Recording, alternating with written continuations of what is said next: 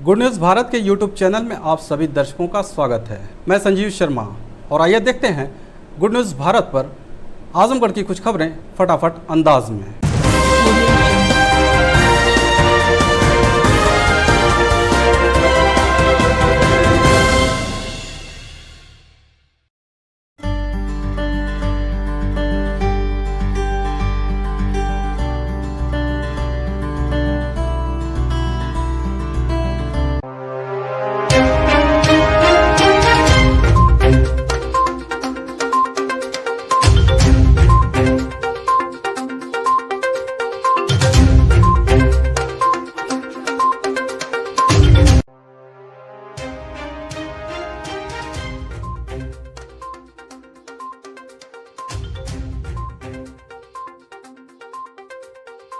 अपने कर्तव्य के पथ पर चलते हुए देश व प्रदेश का व समाज की सुरक्षा में अपने प्राण तक को न्यौछावर करने वाले उन अमर शहीदों की याद में प्रतिवर्ष 21 अक्टूबर को पुलिस स्मृति दिवस का आयोजन किया जाता है।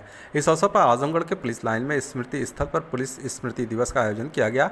इस गौरवमयी अवसर पर पुलिस उप महानिरीक्षक अखिलेश कुमार ने सर्वप्रथम शहीद पुस्तिका पढ़कर वीर शहीद पुलिसकर्मियों को स्मरण करते हुए उन्हें श्रद्धांजलि अर्पित की। यह स्मृति दिवस हर साल उन शहीदों के याद में मनाया जाता है जो अपने कर्तव्य पथ पर शहीद हो जाते हैं। पुलिस स्मृति दिवस पर पुलिस अधीक्षक अनुराग आर्य द्वारा कर्तव्य पथ पर शहीद पुलिसकर्मियों को श्रद्धांजलि दी गई।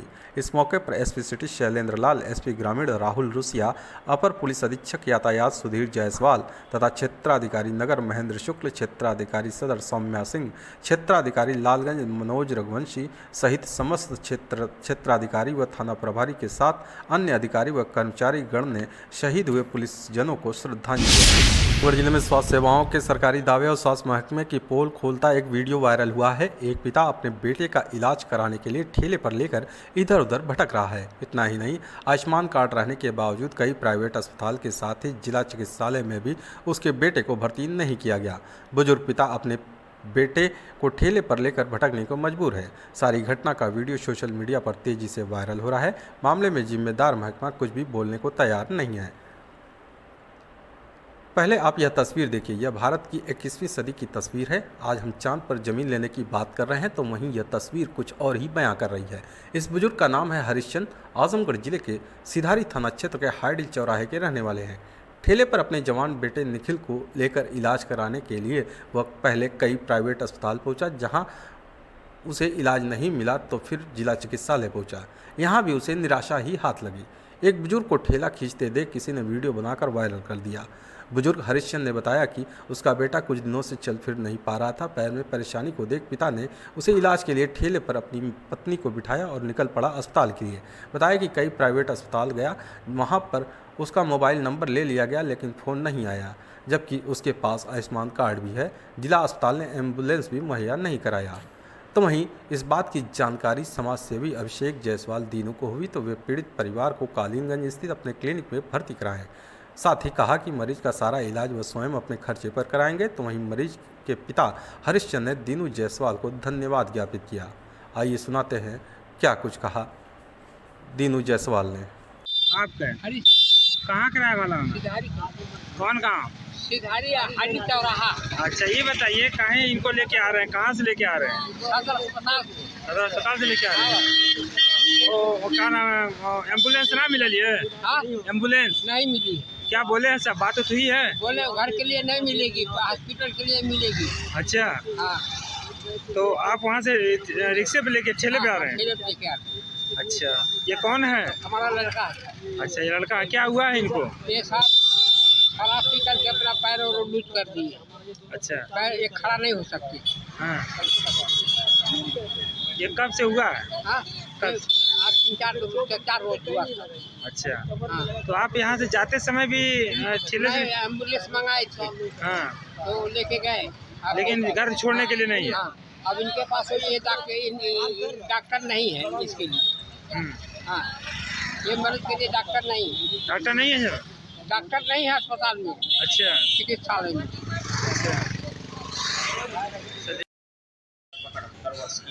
और ये 80 वर्ष के इस चलचलाती धूप में ये अपने बच्चे को ठेले पर लेकर के घूम रहे थे और इन्हें एम्बुलेंस, इन्होंने जो बताया कि हमें एम्बुलेंस भी प्रोवाइड नहीं हो पाई। मैं तुरंत इनको साथ सहायता करके और अपने मित्र दोस्तों के माध्यम इनको अपने यहाँ एक निजी हॉस्पिटल में ला करके भर्ती कराया, जो कि हमारे छोटे भाई डॉक्टर डॉक्टर नोनी गुप्ता और उनसे अनुरोध करके तथा उनके द्वारा पूर्ण सहयोग को लेकर के इनका इलाज यथासंभव प्रयास करने की ज़रूरत है।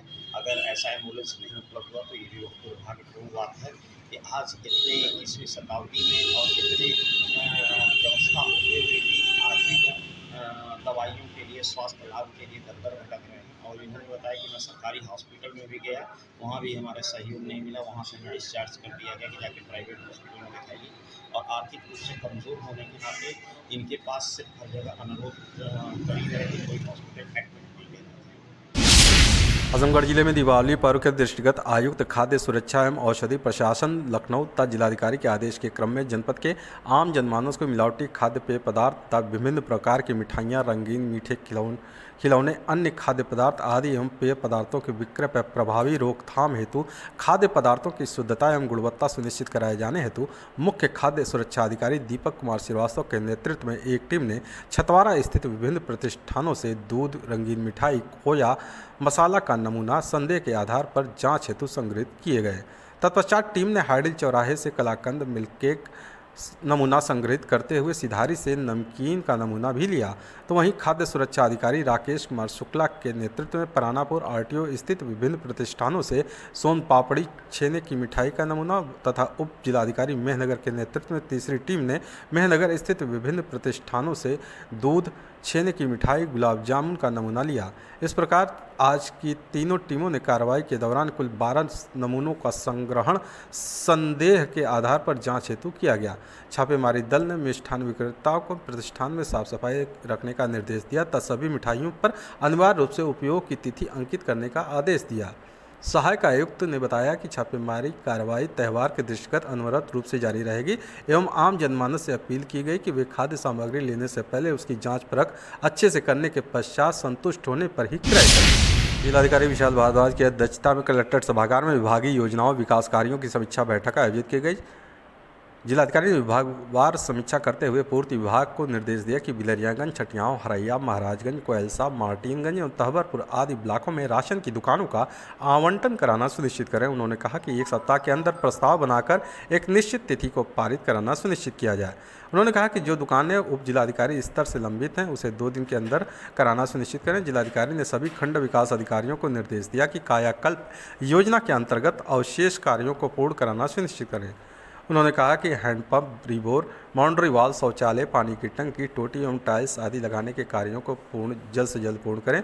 जिलाधिकारी ने पंचायत भवनों के निर्माण कार्यों की समीक्षा करते हुए कहा कि यह सरकार के शीर्ष प्राथमिकता के कार्य में शामिल है। उन्होंने कहा कि पंचायत भवनों को क्रियाशील कराना सभी खंड विकास अधिकारियों की व्यक्तिगत जिम्मेदारी है। उन्होंने कहा कि प्लास्टर, पेंटिंग एवं अन्य छोटे अवशेष कार्यों को पूर्ण कर क्रियाशील कराना सुनिश्चित करें। निदेशालय महिला कल्याण उत्तर प्रदेश लखनऊ के निर्देश के क्रम में महिला कल्याण विभाग द्वारा आजमगढ़ जिले के children college girls wing near mission अस्पताल में छात्राओं को सरकार द्वारा महिलाओं के लिए चलाई जा रही जन कल्याणकारी योजनाओं एवं कानूनी सुरक्षा के बारे में जानकारी दी गई। इस अवसर पर महिला कल्याण अधिकारी प्रीति उपाध्याय ने दहेज प्रथा, घरेलू हिंसा, महिलाओं का कार्यस्थल पर लैंगिक उत्पीड़न, कन्या भ्रूण हत्या के बारे में विस्तार से बताया। उन्होंने बताया कि दहेज निषेध अधिनियम 1961 के अनुसार दहेज लेन देन या उसके लेन देन में सहयोग करने पर 5 वर्ष की कैद व 15,000 रुपये जुर्माने का प्रावधान है। उन्होंने बताया कि PCPNDT अधिनियम 1994 भारत में कन्या भ्रूण हत्या और गिरते लिंगानुपात को रोकने के लिए कानून है। आगे उन्होंने कहा कि महिलाओं का जहां भी समाज में शोषण हो उसका कड़ा विरोध करें एवं अपने आसपास की महिलाओं को भी जागरूक करें। जिला समन्वयक अन्नू सिंह ने छात्राओं को विधवा पेंशन, कन्या सुमंगला योजना, मुख्यमंत्री बाल सेवा योजना, रानी लक्ष्मीबाई महिला सम्मान कोष आदि के बारे में विस्तार से बताया। इसके साथ ही 1090 वुमेन पावर लाइन, 181 महिला हेल्पलाइन, 1076 मुख्यमंत्री हेल्पलाइन, 112 पुलिस आपातकालीन सेवा, 1098 चाइल्ड लाइन, 102 स्वास्थ्य सेवाएं, 108 एम्बुलेंस सेवा के बारे में छात्राओं को बताया गया। खबरों में हो चला है एक छोटा सा ब्रेक। आप देखते रहिए गुड न्यूज़ भारत।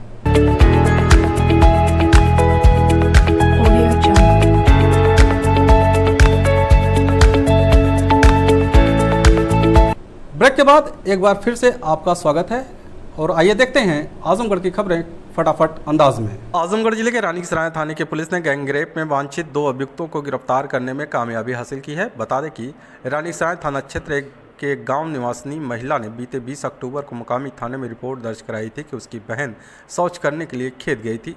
उसी दौरान गांव के दबंग 2 युवकों ने उसका अपहरण कर लिया और दोनों उसके साथ सामूहिक दुष्कर्म की घटना को अंजाम दिया। जाते जाते जान से मारने की धमकी दी। इस मामले में पुलिस रिपोर्ट दर्ज कर आरोपियों की तलाश में जुट गई। इसी बीच रानीसराय थाना प्रभारी नंद कुमार तिवारी को मुखबिर से सूचना मिली कि दुष्कर्म के आरोपी ऊंची गोदाम बाजार के पास मौजूद हैं, जो कहीं भागने की फिराक में हैं। सूचना के आधार पर थाना प्रभारी नंद कुमार तिवारी अपने हमराइयों के साथ दबिश देकर 2 अभियुक्त गण जय हिंद चौहान व रक्षा चौहान को गिरफ्तार कर लिया। आजमगढ़ जिले के रवनापर थाने की पुलिस ने गैंगस्टर एक्ट में वांछित 2 अभियुक्तों को गिरफ्तार किया है। बता दें कि पुलिस अधीक्षक अनुराग आर के निर्देश पर अपराध व अपराधियों के खिलाफ चलाए जा रहे अभियान के क्रम में रवनापर थाना प्रभारी कौशल कुमार पाठक अपने हमराइयों के साथ क्षेत्र में भ्रमण पर थे कि इसी बीच मुखबिर से सूचना मिली कि क्षेत्र में गैंगस्टर एक्ट में वांछित 2 अभियुक्तगण अपने अपने घर पर मौजूद हैं। सूचना के आधार पर नीरज सिंह व पौवा को उनके घर पर दबिश देकर पुलिस ने गिरफ्तार कर लिया। आजमगढ़ जिले के मुबारकपुर थाने की पुलिस ने 2 भूमाफियाओं को गिरफ्तार करने में कामयाबी हासिल की है। बता दें कि मुबारकपुर थाना क्षेत्र के नसरुद्दीनपुर गांव निवासी जितेंद्र सिंह ने मुकामी थाने में रिपोर्ट दर्ज कराई थी कि उसकी एग्रीमेंट शुदा जमीन पर चारों तरफ पिलर लगा हुआ था, जिसको विपक्षी गण गिराकर कब्जा कर लिए। पुलिस रिपोर्ट दर्ज कर आरोपियों की तलाश में जुट गई। इसी बीच मुबारकपुर थाना प्रभारी राजकुमार सिंह को मुखबिर से सूचना मिली कि 2 आरोपीगण अपने घर पर मौजूद हैं। सूचना के आधार पर थाना प्रभारी राजकुमार सिंह अपने हमराइयों के साथ दबिश देकर अभियुक्त गण को छठियाव निवासी अखिलेश यादव व दुर्गेश यादव को गिरफ्तार कर लिया। आजमगढ़ जिले के अतरौलिया क्षेत्र के कंपोजिट विद्यालय बासेपुर टंडवा पर तैनात प्रधानाध्यापक अध्यापक महेंद्र प्रताप सिंह अपने सहायक अध्यापकों एवं शिक्षा मित्रों के साथ स्थानीय थाने में तहरीर दिए कि उन्होंने स्थानीय विकासखंड में तैनात खंड विकास अधिकारी रविशंकर यादव पर आरोप लगाया कि सुबह खंड शिक्षा अधिकारी विद्यालय का निरीक्षण करने पहुंचे। इस दौरान स्कूल पर प्रार्थना कराई जा रही। प्रार्थना समाप्त होने के बाद प्रधानाध्यापक के साथ अध्यापकों को बुलाकर अभद्र भाषा का प्रयोग करते हुए कार्यालय में रखे उपस्थित पंजिका पर सभी अध्यापकों को अनुपस्थित दर्ज कर दिया।